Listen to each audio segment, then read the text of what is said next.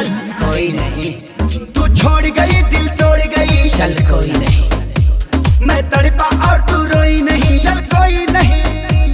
अब तेरे लिए मैं रोऊं सारी रात ना मैं सोऊं, अब तेरे लिए मैं रोऊं सारी रात ना मैं सोऊं, ऐसा रीजन नहीं।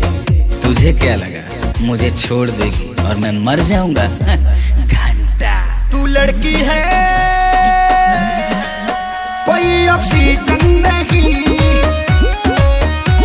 तू लड़की है कोई ऑक्सीजन नहीं, ऑक्सीजन नहीं।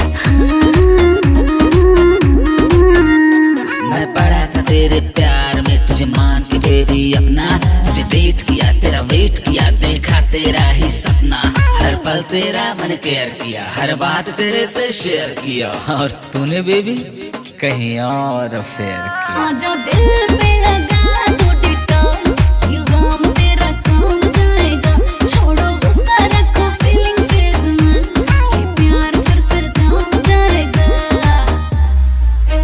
रंग दी दिल की दीवारी वाइट पेंट से, तेरी यादों को धोया डिटर्जेंट से। मेरे बाबू मेरे सोना तुझे क्या हो गया, काहे मुझसे तू ऐसे खफा हो गया।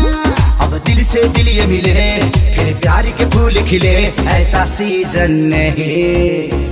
तुझे क्या लगा कि तू छोड़ के चली जाएगी तो मैं सूखे पत्ते की तरह बिखर जाऊंगा? घंटा तू लड़की है कोई ऑक्सीजन